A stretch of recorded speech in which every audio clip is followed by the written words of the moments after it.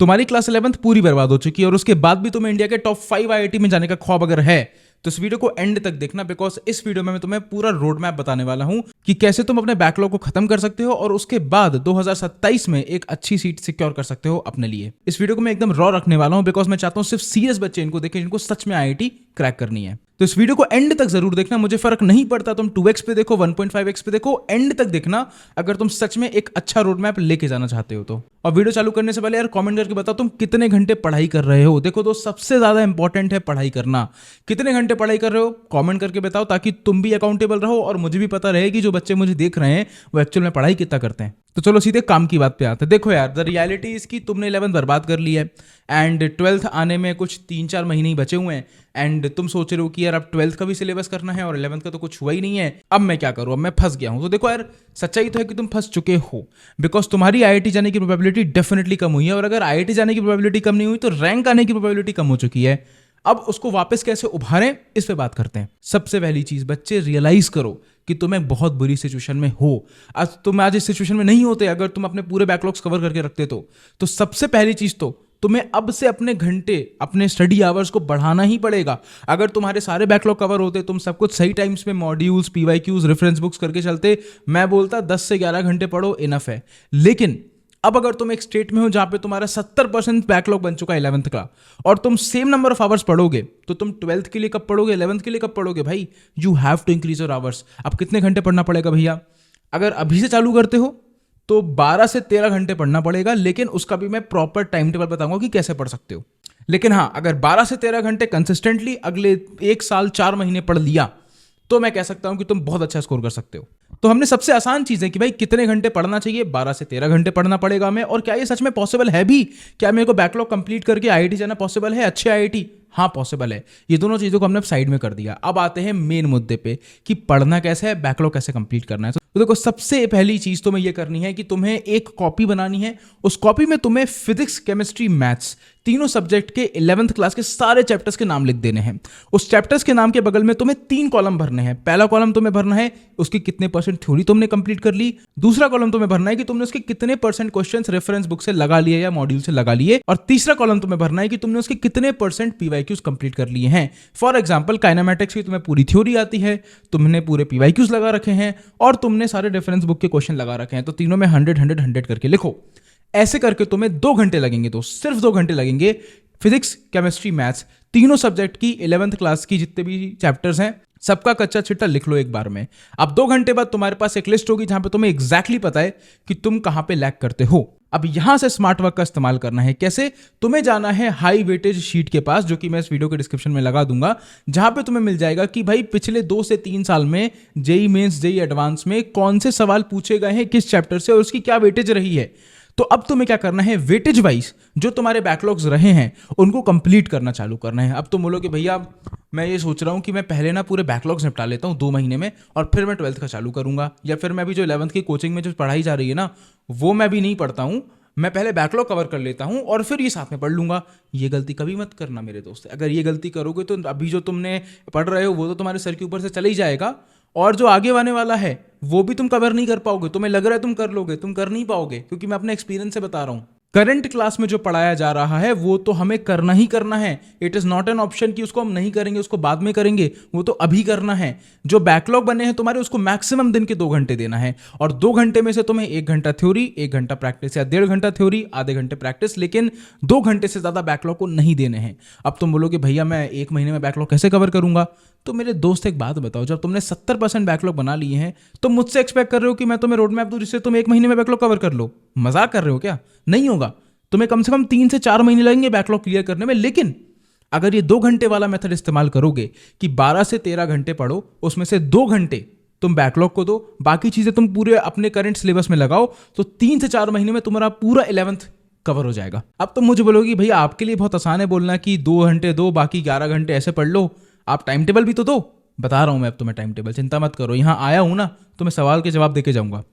Simple सी चीज है। देखो दोस्त, तुम्हें पढ़ने हैं 13 घंटे, 12 से 13 घंटे, ठीक है। अब 12 से 13 घंटे में 4 घंटे होती है कोचिंग, तो 4 घंटे कोचिंग के अलग कर दो, बचे 8 घंटे। 8 घंटे कैसे पढ़ना है मैं तुम्हें समझाता हूं। सेल्फ स्टडी की बात कर रहा हूं यहाँ पे।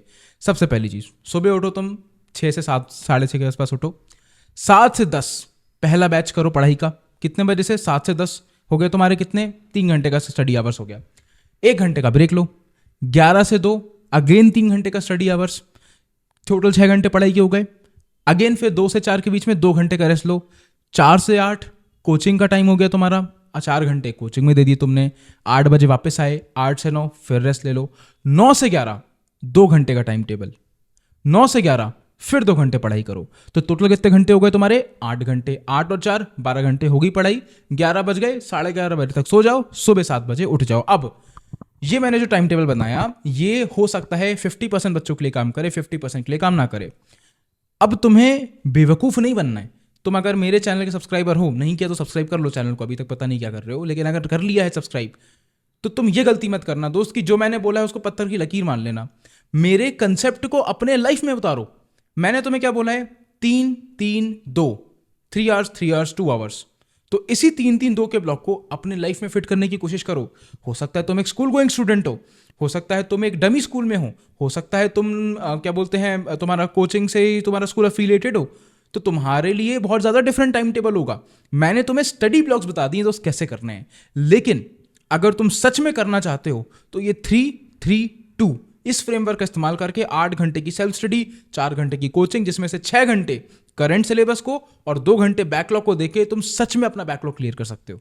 अब कौन सी किताबें लगानी है, कितने सवाल करने हैं बैकलॉग के लिए स्पेसिफिकली, वो मैं तुम्हें समझा देता हूं। देखो यार, बैकलॉग और करंट सिलेबस में सिर्फ एक ही डिफरेंस है। करंट सिलेबस में तुम कंसेप्ट अच्छे से समझोगे, प्लस तुम उसकी रेफरेंस बुक से भी प्रैक्टिस करोगे। बैकलॉग्स के केस में तुम कंसेप्ट अच्छे से समझोगे, वो तो समझ नहीं है तभी तो आईआईटी जाओगे, लेकिन रेफरेंस बुक नहीं लगाओगे मेरे दोस्त, तुम लगाओगे सिर्फ पीवाईक्यू। क्योंकि हमारे टाइम पे ना सिर्फ एक एडवांस का पेपर होता था और एक मेंस का पेपर होता था, और पीवाईक्यू के नाम पे हमारे पास कुछ ज्यादा क्वेश्चंस नहीं होते थे। तुम लोगों के टाइम पे 20-20 सेट आते हैं भाई पेपर के, तो तुम्हारे लिए तो क्वेश्चंस पीवाईक्यूज के अनगिनत हैं। So what you need to do is make sure, इसको लिख लो अपनी कॉपी में, बैकलॉग के लिए तुम्हें सिर्फ कंसेप्ट पढ़ना है, थ्योरी पढ़नी है, और उसके बाद सीधे पीवाईक्यू लगाने हैं। कोई रेफरेंस बुक नहीं, कोई सिंगेज नहीं, कोई एचसीवी नहीं, कुछ मत करना। जब तुम्हारे पास बैकलॉग पूरे कवर हो जाए और तुम्हें थोड़ा एक्स्ट्रा टाइम मिले, तब जाएंगे ना हम रेफरेंस बुक्स पे, लेकिन उससे पहले बिल्कुल नहीं। सो बैकलॉग के लिए सिर्फ थ्योरी एंड पीवाईक्यूज, एंड जो करंट सिलेबस है जिसमें तुम ऑफकोर्स 6 घंटा दोगे दिन का, राइट, पढ़ाई के लिए, वहां पे तुम्हें कंसेप्ट भी पढ़ने, थ्योरी पढ़नी है, रेफरेंस बुक लगानी है, एंड देन भी पीवाईक्यूज पे जाना है। ये जो डिफरेंस है बैकलॉग वर्सेस करंट सिलेबस का, इसको बहुत ध्यान से समझ के फॉलो करना। और देखो, पीवाईक्यूज और रेफरेंस बुक की बात आई तो मैं किताबें भी बहुत अच्छे से बता देता हूँ तुम्हें कौन सी करनी है। देखो यार, तुम 3 महीने दूर नहीं हो जेईई मेंस के पेपर से, तुम 1.5 साल दूर हो ऑलमोस्ट। तुम्हारे पास 1 साल 3, 1 साल 4 महीने बचे हुए हैं। सो तुम्हारे पास रेफरेंस बुक लगाने के लिए ना बहुत टाइम है। अब मैं तुम्हें बताता हूँ सब्जेक्ट बाय सब्जेक्ट कौन सी किताबें लगानी है तुम्हें। अगर नहीं लगा रहे हो तो लगाना चालू कर दो, और लगा रहे थे तो इससे तुम एक तरीके से खुद को वैलिडेट कर सकते हो। फिजिक्स में तुम्हें लगानी है HC Verma and सिंगेज, and advance level पे जाना है तो advance problems in physics bye Anurag Mishra. Chemistry में, ऑर्गेनिक केमिस्ट्री में आती है एमएस चौहान, उसकी तुम्हें सॉल्यूशंस भी लेनी है और क्वेश्चन वाली बुक भी लेनी है। हिमांशु पांडे, अगर बहुत टाइम है तो हिमांशु पांडे कर लो, नहीं तो MS Chauhan is enough. And reactions and reagents by SN Sanyal. इस बुक थोड़ी थ्योरी बुक है, एक्चुअली में से क्वेश्चन तुम्हें नहीं मिलेंगे, बट तुम्हारी ऑर्गेनिक केमिस्ट्री की रिएक्शंस बहुत अच्छी हो जाएंगी। फिजिकल केमिस्ट्री में सिर्फ एक किताब करनी है तुम्हें, नरेंद्र अवस्थी बालाजी पब्लिकेशन की, उससे सब हो जाएगा तुम्हारा। एंड इनऑर्गेनिक केमिस्ट्री में एक ही किताब है पढ़ने के लिए, थ्योरी एनसीईआरटी, एंड सवाल लगाने के लिए एक ही किताब है जिसका नाम है वीके जायसवाल, ये भी बालाजी पब्लिकेशन की ही है। तो फिजिक्स केमिस्ट्री बुक्स को समझने के बाद मैथ्स पे आते हैं। मैथ्स के लिए देखो, सिंगेज is more than enough, and कुछ कुछ स्पेसिफिक चैप्टर्स के लिए, जैसे कोऑर्डिनेट ज्योमेट्री के लिए, ट्रिग्नोमेट्री के लिए, अलजेब्रा के लिए, एंड स्पेसिफिकली कोऑर्डिनेट ज्योमेट्री के लिए use Balaji publication. Black Balaji आती है, पिंक बालाजी आती है। Coordinate geometry is pink Balaji, black Balaji is basically algebra and trigonometry and वो सब के लिए। सो ये तो बालाजी पब्लिकेशंस की बुक जरूर लेना, एंड सिंगेज जरूर करना। इतना कर लोगे तुम्हारा मैथ्स पूरा डन है। एंड हो सकता है तुम में से कुछ बच्चे हो जिनको अभी भी बहुत सारे पर्सनल डाउट्स रहे हो और तो चाहते हो कि भैया आप मेरा 1-on-1 डाउट सॉल्व कर दो। तो देखो यार, मैं वीडियो के माध्यम से तुम्हारी हेल्प कर सकता हूं, लेकिन इसीलिए मैंने तुम्हारे लिए एक प्लेटफॉर्म बनाया है जिसका नाम है ट्रू मेंटर, जहां पे तुम आईआईटीएन भैया से इंस्टेंटली बात कर सकते हो। इंस्टेंटली मतलब 2 बटन दबाए और कॉल पे बात हो रही है आईआईटीएन भैया से, और ऐसे वैसे आईआईटीएन नहीं, AIR 990, AIR 1000, AIR 2000 from IIT Delhi, Bombay, Guwahati, Kanpur, सब लोग तुम्हारे लिए इंस्टेंटली अवेलेबल बना दिए तुम्हारे भैया ने। एंड अब तुम बोलोगे भैया इसके तो हजारों रुपए लोगे आप, 50 रुपए से बात कर सकते हो तुम। इतना सस्ता, इतना अफोर्डेबल सोल्यूशन बनाया है कि इंडिया के सबसे बड़ी एडटेक कंपनी ने हमारा आइडिया कॉपी कर लिया है। तो अगर तुम्हें एक पर्सनल गाइडेंस चाहिए एक प्रॉपर आईआईटीएन से, उससे तुम इंस्टेंटली कनेक्ट कर सकते हो। लिंक डिस्क्रिप्शन में है, ट्रू मेंटर की जाके चेकआउट जरूर करना, बिकॉज मैंने एक रिवॉल्यूशनरी आइडिया बनाया है एंड तुम लोगों का सपोर्ट चाहिए मुझे उसको बड़ा करने के लिए, एंड तुम्हारी भी उससे बहुत हेल्प होने वाली है। सो चेकआउट जरूर करना। सो अब तक हमने देखो इस रोड मैप में क्या क्या समझा कि क्या सच में पॉसिबल है नंबर स्कोर करना, एक आईआईटी में जाना आफ्टर 11th वेस्टेड। यस। कितने घंटे पढ़ना चाहिए? 12 से 13 घंटे। कैसे पढ़ना चाहिए? 3-3-2 मेथड। बैकलॉग्स को कितने घंटे देना चाहिए, बाकी चीज़ों को कितने घंटे देना चाहिए, वो भी हमने कर लिया। कौन सी किताबें लगाना चाहिए वो भी हमने डिस्कस कर लिया। इसके अलावा कोई और डाउट भी आता है तो ट्रू मेंटर है, ट्रू मेंटर का इस्तेमाल करके तुम एक आईआईटीएन भैया से अपने डाउट क्लियर कर सकते हो इंस्टेंटली। तो अगर तुम्हें यहां तक समझ में आ गया है तो मुझे कमेंट करना, I will follow this road map भैया। क्या कमेंट करोगे? I will follow this road map भैया। ठीक है, उससे मेरे को समझ में आ जाएगा कि जो मैंने वीडियो बनाई है, ताकि अगर 5 बच्चों ने भी कमेंट कर दिया ना तो मेरे लिए this is more than enough. And this brings me to the last part of this section which is mock test. देखो यार, मैं बहुत ही क्लियर तुम्हें एक चीज बताता हूं। तुम अभी मॉक टेस्ट दोगे, तुम्हारा 70% मान लो बैकलॉग है ही नहीं। अगर 30% बैकलॉग है तो अलग बात है, लेकिन अगर तुम्हारे 70% बैकलॉग बन चुके 11th के, तो क्या फायदा मॉक टेस्ट देने का भाई? मुझे तुम लॉजिकली सोच के बताओ ना। अगर तुम्हारे 70% मॉक टेस्ट के 70% तुम्हें सिलेबस आता ही नहीं है, तो क्या करोगे तुम मॉक टेस्ट देके? स्किप करो mock test, use that time to actually cover your backlogs. और जब एक ऐसा सिनेरियो आ जाए कि तुम्हारे बैकलॉग्स 30% है उस पर्टिकुलर मॉक टेस्ट में या उससे कम है, तब जाके पेपर देना। देखो बहुत ही क्लियर है, अभी तुम 11th क्लास में हो, तुम्हें फुल लेंथ मॉक टेस्ट की आदत नहीं होगी, क्योंकि वो तुम्हें 12th में आके मिलेंगे। मेजॉरिटी मॉक टेस्ट तुमने अभी तक कैसे दिए होंगे? चैप्टर बाय चैप्टर दिए होंगे, राइट? अब अगर कोई ऐसा मॉक टेस्ट बन के आता है जो तुम्हें पता चल जाएगा कि भाई इसमें ये टॉपिक्स आ रहे हैं, एंड उसमें जितना तुमने बिल्कुल ही नहीं पढ़ा सब्जेक्ट या चैप्टर, वो 30% से कम है, देन ही उसको अटेम्प्ट करना। नहीं तो उसको अटेम्प्ट करने की कोई जरूरत नहीं है। मॉक टेस्ट हम लोग लास्ट के 3 महीने इतने दबा के देंगे ना, तुम्हें कभी मॉक टेस्ट में दिक्कत नहीं आने वाली है। लेकिन हाँ, मैं इंकरेज करूंगा मॉक टेस्ट दो तुम सबको, लेकिन अगर तुम में से किसी ने बिल्कुल ही मक्कारी करी है, बिल्कुल ही पढ़ाई नहीं करी है, तो उसका कुछ नहीं हो सकता। तब तो तुम्हें बिल्कुल पढ़ना ही पड़ेगा। तब तो तुम्हें मॉक टेस्ट को तवज्जो नहीं देनी है, तुम्हें सबसे पहले बैकलॉग रिकवरी को तवज्जो देनी है। एंड बाय द वे, अगर तुम उन बच्चों में से हो जिनका 70% है, इनका 30-40% बैकलॉग ही बना हुआ है, तो यहाँ पे आई बटन पे एक वीडियो लगा रहा हूं मैं मॉक टेस्ट के बारे में, तुम्हें बहुत ही डिटेल में कैसे एनालिसिस करनी है, कैसे तुम अपने मॉक टेस्ट के नंबर अगर तुम्हारे 100 आ रहे हैं तो 150-200 तक ले जा सकते हो। उस पर प्रॉपर एक रोड मैप तुम्हारे साथ मैंने उस वीडियो में शेयर करा है। लेकिन पहले ये पूरा वीडियो एंड तक देख लो, उसके बाद उस वीडियो पे जाना। तो देखो यार, मेरा इस वीडियो से उद्देश्य ये था, और ये वीडियो मैंने बिल्कुल एडिट के बिना इसलिए बनाई है। और अगर तुम इस वीडियो को यहाँ तक देख रहे हो ना, तो तुम बहुत ही चुनिंदा लोगों में से हो जो मुझे बहुत क्लोजली जानता है, राइट? मैं चाहता हूं तुम आईआईटी जाओ, बिकॉज मेरा ही फायदा होगा ना। मैं ही बोल पाऊंगा 100 लोगों को कि यार एक बच्चे को मैंने जिसको मैंने ऑनलाइन के थ्रू हेल्प करी थी वो आईआईटी जा पाए। मेरे लिए इससे अच्छा कुछ हो ही नहीं सकता। लेकिन तुम नहीं जा पाओगे जब तक तुम मेहनत ना करो, जब तक तुम दबा के मेहनत ना करो। तो सारे डिस्ट्रैक्शन, सारे गर्लफ्रेंड बॉयफ्रेंड के जो दिक्कतें होती हैं, सारे बाहर घूमना, मूवी देखना, सब बंद करना पड़ेगा दोस्त। सब बंद करना पड़ेगा, तभी कर पाओगे। 2 साल की मेहनत है, 1.5 साल भी, 2 साल तो है ही नहीं तुम्हारे पास, 1.2 ईयर्स 1.3 ईयर्स की मेहनत है।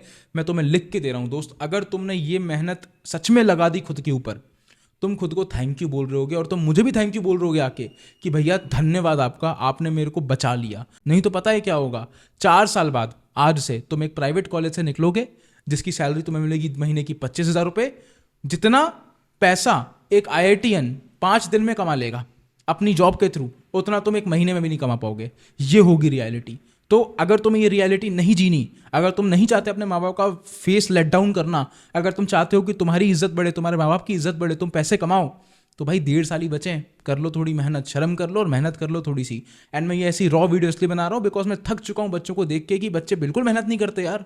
डिस्ट्रैक्ट हो जाता हूँ, भैया मेरे से नहीं होता, भैया आप कैसे कर लेते थे। अरे मैं भगवान हूँ क्या? मैं भी तुम्हारा बड़ा भैया ही हूँ, एक तरीके से मतलब बड़ा भाई समझो। मैं कोई भगवान नहीं हूँ, मैंने बस अपना सिर झुकाया और काम किया। That's all I did and that's what you have to do. So I hope इस वीडियो से थोड़ी सी भी वैल्यू मिली हो। अगर इस वीडियो से वैल्यू मिली है, 3 काम करना है, ठीक है? यहां तक एंड तक देख रहे हो तो पूरा सुन के जाना। पहला काम, तुम्हें इस वीडियो को लाइक करना है एंड नीचे कमेंट के बगल में स्वाइप करके एक हाइप का ऑप्शन आएगा, इस वीडियो को हाइप कर देना, ज्यादा बच्चों तक वीडियो पहुंचेगी। दूसरा, ये जो मैंने डिस्क्रिप्शन में 2 लिंक दिए हैं, एक ट्रू मेंटर की और एक लिंक दिया मैंने हाई वेटेज चैप्टर लिस्ट, इन दोनों का इस्तेमाल करना है एक आईआईटी भैया से बात करने के लिए, और वेटेज लिस्ट का यूज करना है तुम्हें अपने लिए एक प्रॉपर बैकलॉग रिकवरी प्लान बनाने के लिए।